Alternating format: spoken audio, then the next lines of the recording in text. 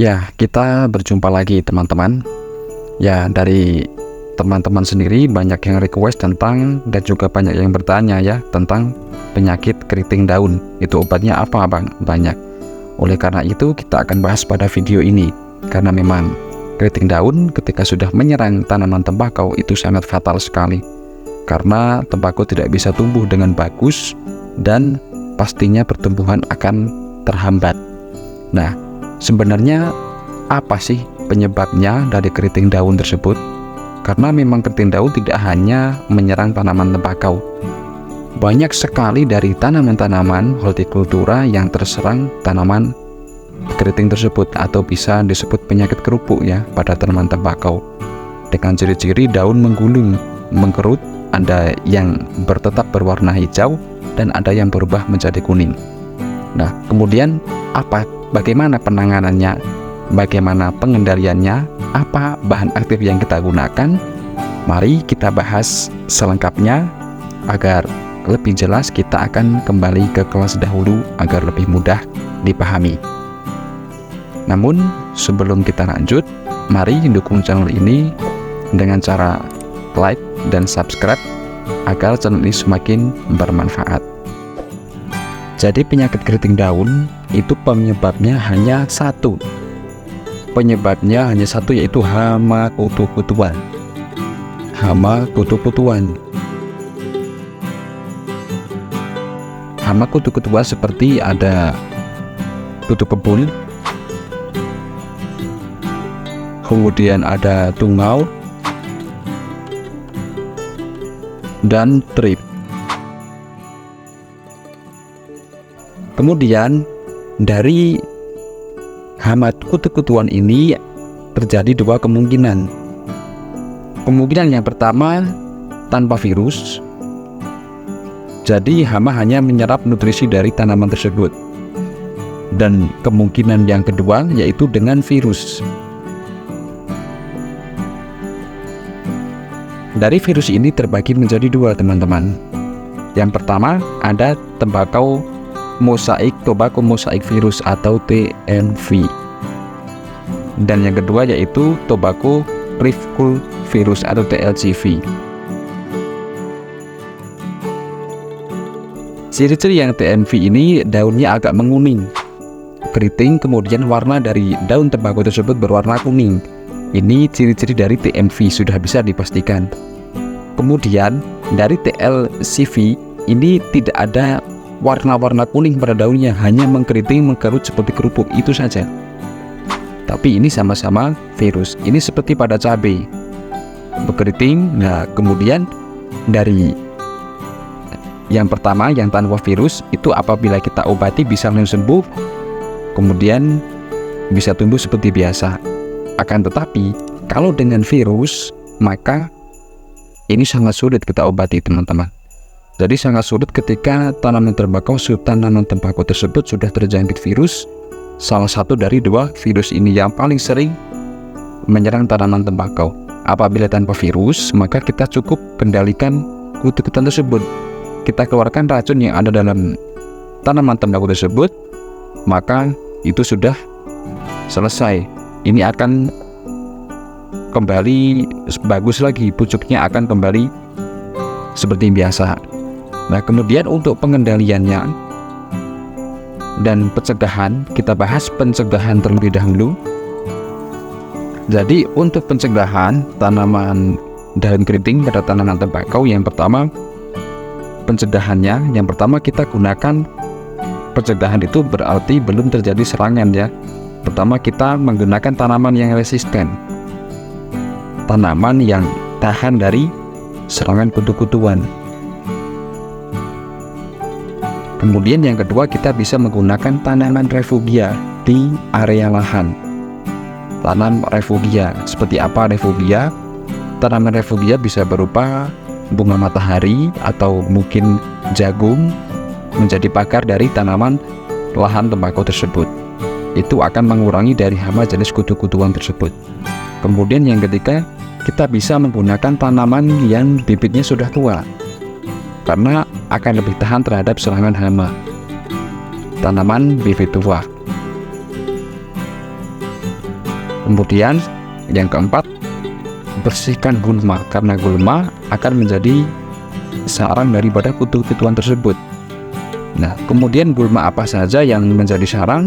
Sangat banyak sekali.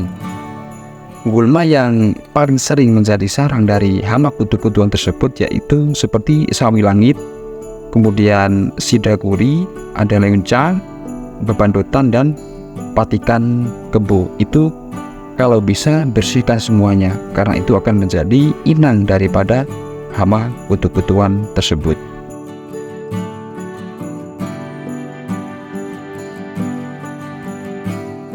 Ketika tanaman belum terserang dan ketika kita sudah menanam, maka kita bisa kendalikan dengan pembasmi vektor-vektor yang akan menyerang tersebut dengan insektisida di umur kurang lebih 3 hari setelah tanam dan 4-5 setelah tanam. Ini akan sangat efektif dalam mengendalikan atau mencegah dari terjadinya keriting daun pada tanaman tembakau. Nah, kemudian ini merupakan pencegahan. Jadi lahan kita belum terserang dan kita cegah terlebih dahulu agar tidak terserang. Kemudian kalau sudah terserang, kita harus bagaimana?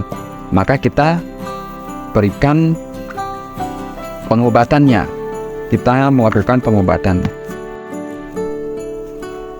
Jika sudah terserang, maka kita lakukan pengobatan. Pengobatan yang pertama, kita bahas yang pertama, kurangi kandungan N-nya. Kurangi pupuk yang mengandung N, nitrogen. Karena ketika tanaman mengandung nitrogen terlalu banyak, itu akan jadi makanan yang sangat nikmat bagi pada hewan-hewan tersebut. Dari kutu-kutuan, ini menjadi makanan yang paling enak dimakan. Jadi kurangi pupuk nitrogen yang pertama. Yang kedua, perbanyak pupuk yang mengandung P dan K, fosfat dan kalium. Ini diperbanyak agar tanaman tersebut mempunyai vigor yang bagus, kemudian juga daya tahannya lebih baik lagi. Dan sangat disarankan ini diberikan unsur mikro ya. Unsur mikro merupakan ketahanan dari tanaman. Kemudian yang ketiga, pencegahannya, kita basmi vektornya atau kutu-kutuan yang membawa daripada virus-virus tersebut. Vektor dengan apa? Yang pertama, kita bisa menggunakan bahan aktif abamectin. Abamectin, atau ini bisa dipilih atau bisa dirolling, ada imidacloprid, kemudian piridaben bisa, silahkan dipilih yang belum resisten. Piridaben, kemudian ada diaventiuron, ini ampuh juga,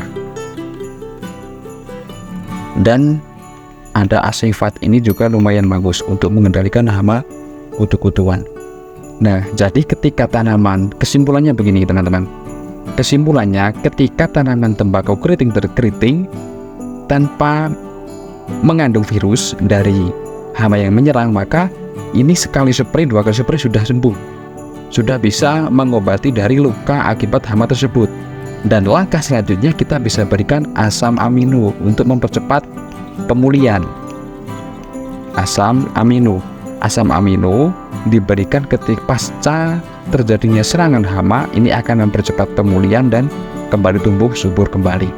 Nah, akan tetapi ketika serangan dari hama tersebut ternyata membawa salah satu dari 2 virus tadi, maka itu sangat susah. Saya tidak menjamin dari bahan aktif ini maupun diberi asam amino bisa mengobati. Itu tidak ada jaminan ketika tanaman tembakau tersebut sudah terserang virus.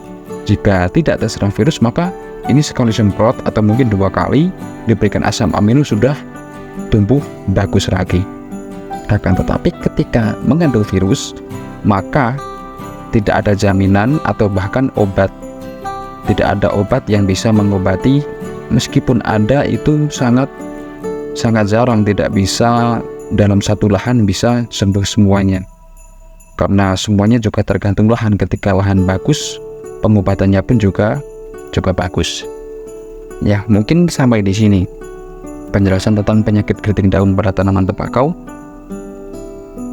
Apabila ada yang ingin ditanyakan, kita bisa diskusikan di kolom komentar. Kita berjumpa lagi pada video berikutnya, dan sampai jumpa.